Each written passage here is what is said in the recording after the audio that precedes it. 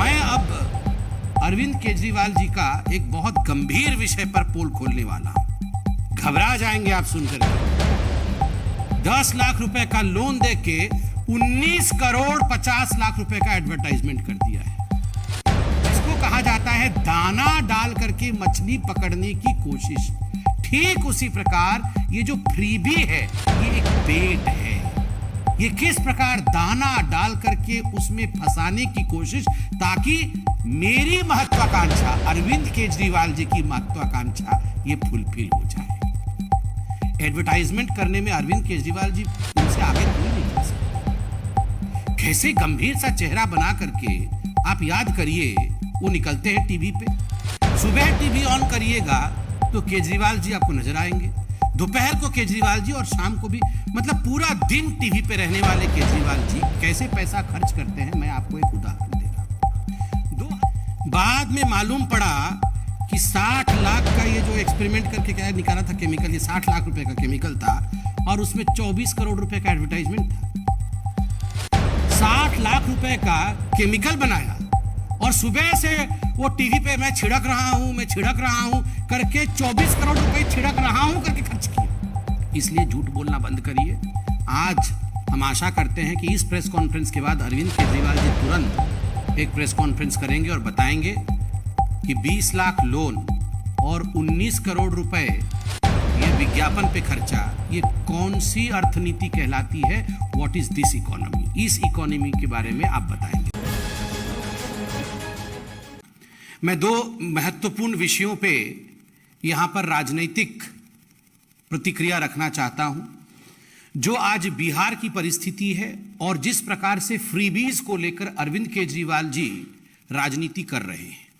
जहां तक बिहार का संदर्भ है, मैं कुछ लिख के लाया हूं जो 2 दिनों से मीडिया में चल रहा है कि गठबंधन बनने के पश्चात जेडीयू और आरजेडी के बीच जिस प्रकार की गतिविधियां बिहार में हुई है, उससे आपको मैं अवगत कराता हूं। आप देख सकते हैं कि 10 अगस्त को, क्योंकि आप सब जर्नलिस्ट मौजूद हैं, आपके ही साथी और हमारे जानकार जर्नलिस्ट गोकुल यादव जो प्रभात खबर के थे, किस प्रकार से उन्हें जमुई में गोली मार करके उनकी हत्या कर दी गई। 11 अगस्त को ठीक उसी प्रकार एक और पत्रकार की गोपालगंज में हत्या कर दी गई और 11 ही अगस्त को बेतिया के रुदल प्रसाद बरनवाल जी, जो कि एक पुजारी थे राम जानकी मंदिर के, किस प्रकार से गला काट करके, गला रेत करके उन्हें मार दिया गया और उनका जो कटा हुआ गला था वो कहीं और मिला। 11 अगस्त को किस प्रकार पटना टोयोटा कार शोरूम में एक बहुत बड़ी लूट की खबर हुई, यह भी आप जानते हैं। और 11 ही अगस्त को किस प्रकार छपरा में जहरीली शराब के सेवन के कारण 6 लोग मृत्यु को प्राप्त हुए। छपरा में इससे पहले 13 लोगों की मृत्यु हुई थी, या यूं कह लीजिए जहरीली शराब के कारण 13 लोगों की हत्या हुई थी। और आदरणीय नीतीश कुमार जी के खुद गृह क्षेत्र नालंदा में 10 लोगों की मौत हुई थी। जिलावार आप देख सकते हैं। मैं बहुत जल्दी में जिस प्रकार से बहुत मैं कहूंगा अव्यवस्था फैल रही है बिहार में, उसका एक संस्मरण आपके सामने रखूंगा। जिला पश्चिम चंपारण में 12 वर्षीय किशोरी से सामूहिक दुष्कर्म होता है। मुजफ्फरपुर में व्यवसायी नलिन रंजन के घर दिन दहाड़े घुस लुटेरे 40 लाख रुपए की संपत्ति लूट लेते हैं। नरकटियागंज में नाबालिग से सामूहिक दुष्कर्म होता है। जमुई में प्रभात खबर के गोकुल यादव जी के विषय में मैंने आपको बताया। नदवा में किस प्रकार पटना के बाकरगंज निवासी निशांत कुमार वर्मा का नदवा स्थित आभूषण दुकान पर शटर उखाड़ करके 6 लाख की चोरी की जाती है। यह भी टीवी और पत्रकारिता के माध्यम से हमें खबर मिला है। बाढ़ जिला में बाढ़ थाना क्षेत्र के LIC मोड़ के पास मुहर्रम जुलूस के दौरान जिस प्रकार 2 समुदायों में लड़ाई होती है, यह भी हमने देखा कि वहां पुलिस नदारद थी। ठीक उसी प्रकार पटना सिटी में घर के गेट पर खड़ी शिक्षिका के गले पे बाइक सवार 3 झपट्टा मार करके सोने के चेन को लूट लेते हैं। यह भी CCTV फुटेज के माध्यम से हमने देखा। पटना सिटी में एक महिला की हत्या की जाती है और आरोपी के घर से 4 पिस्तौल बरामद होते हैं। ठीक उसी प्रकार पटना में मैंने अभी कहा कि गार्ड की हत्या करके किस प्रकार टोयोटा के शोरूम पे लूट होती है। और मुजफ्फरपुर में ओराई चौक पर 2 तिरंगे को लेकर आप सब ने देखा, अभी तिरंगे के विषय में माननीय अरुण जी ने हमें अवगत कराया, मगर तिरंगे झंडे को लेकर भी बिहार में किस प्रकार की राजनीति हो रही है, झंडे में भी परिवर्तन किया जा रहा है और वहां भी तुष्टीकरण की राजनीति हो रही है, यह भी हम सब ने देखा है। इसके बाद यह कहना अतिशयोक्ति नहीं होगी कि द जंगल राज रिटर्न्स। जिस जंगल राज के विषय में आप सब ने भारतवर्ष को समय समय पर अवगत कराया था और किस प्रकार से जब भारतीय जनता पार्टी अपने शासनकाल में रही तो गृह विभाग भी हमारे पास नहीं था, एक्साइज डिपार्टमेंट भी हमारे पास नहीं था, ये विभाग भी हमारे पास नहीं होने के बावजूद हमारे दबाव के कारण जिस प्रकार से एक माहौल बिहार में रहता था कि हत्या, लूट, डकैती इसके ऊपर अंकुश रहती थी, आज बिहार में जंगल राज रिटर्न्स है। और एक वीडियो आज सोशल मीडिया में घर घर तक पहुंच रहा है। कई मंत्रियों ने इसे ट्वीट किया है, कई जनता ने भी ट्वीट किया है। बिहार के तेजस्वी यादव जी का एक साक्षात्कार है, उसका वीडियो है जिसमें उनसे 10 लाख नौकरी के विषय में 2020 में उन्होंने कहा था कि हम आएंगे तो 10 लाख नौकरी देंगे। जब उनसे 2-3 दिन पहले पूछा गया कि अब तो आप आ गए हैं तो 10 लाख नौकरी का क्या होगा, तो वो कहते हुए नजर आते हैं कि देखिए अभी तो हम मुख्यमंत्री नहीं बने हैं, हमने कहा था कि हम मुख्यमंत्री बनेंगे तब नौकरी देंगे। बड़े दुख के साथ कहना पड़ रहा है कि ये जो मैं की कहानी है, मैं बनूंगा तभी होगा, हमसे कुछ नहीं होगा, ये हमको छोड़ करके मैं पे चले गए हैं। इसी परिवारवाद के खिलाफ भारतीय जनता पार्टी सतत लड़ती रही है और आगे भी लड़ती रहेगी। मुझे लगता है इस वीडियो के सत्यता के विषय में क्या अभिप्राय उप मुख्यमंत्री और परिवार का इसमें था, इस विषय में एक प्रेस कॉन्फ्रेंस करके तेजस्वी जी को बताना चाहिए कि आखिरकार हम बड़ा है या मैं बड़ा है। तो जंगल राज रिटर्न्स के बाद अब हम अरविंद केजरीवाल जी के झूठे वादे और ये जो फ्रीबीज की कहानी अरविंद केजरीवाल जी कहते रहते हैं उसके विषय में बताना आवश्यक है।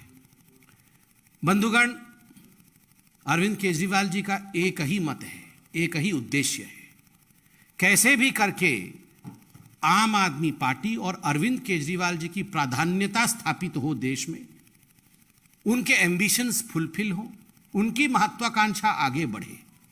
इसलिए झूठ दिन पर दिन किस प्रकार से वो परोस रहे हैं ये हम देख रहे हैं। ये कल फ्रीबीज क्या है, वेलफेयर स्कीम क्या है, इसको लेकर लड़ाई हुई। फ्रीबीज क्या है और वेलफेयर स्कीम क्या है, बेनिफिट क्या है।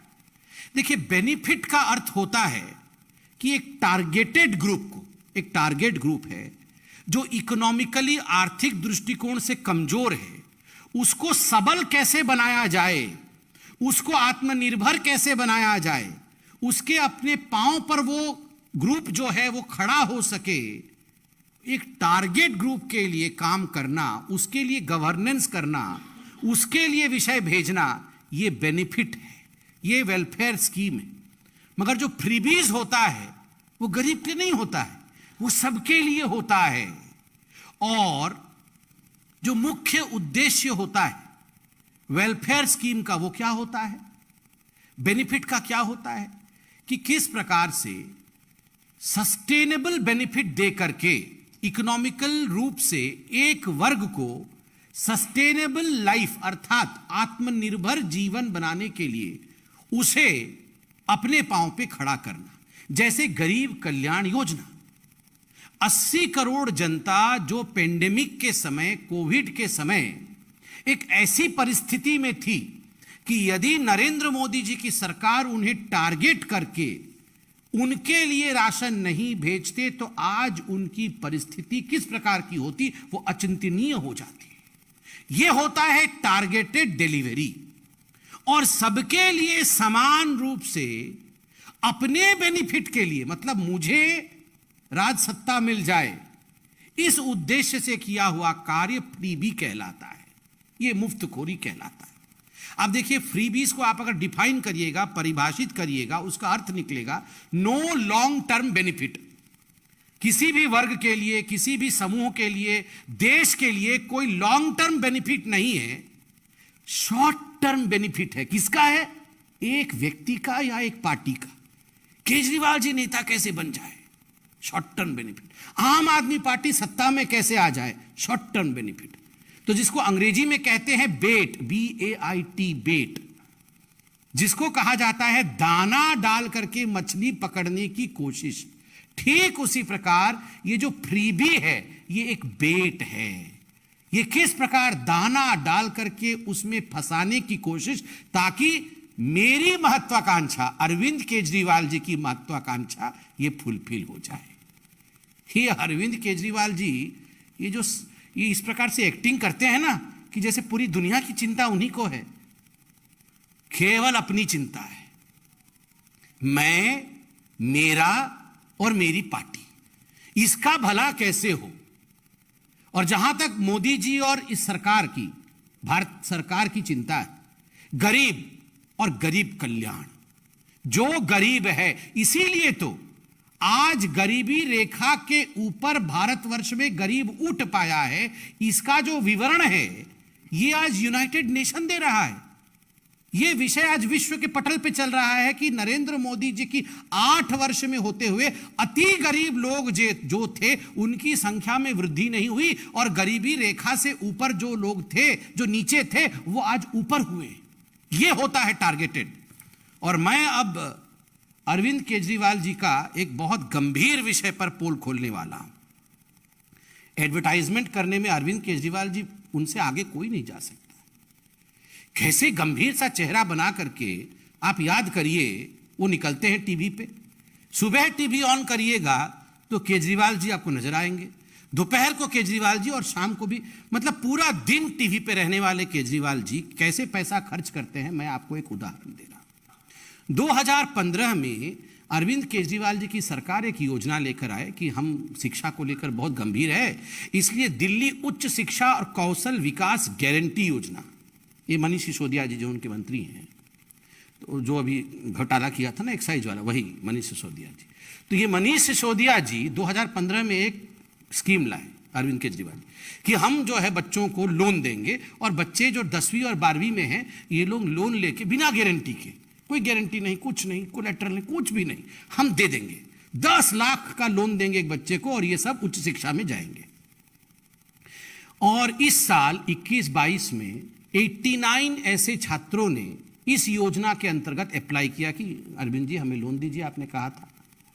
तो 89 में से अरविंद केजरीवाल जी ने बहुत अध्ययन किया, मनीष सिसोदिया जी ने अध्ययन किया, बहुत अध्ययन करने के बाद 2 लोगों को लोन दिया।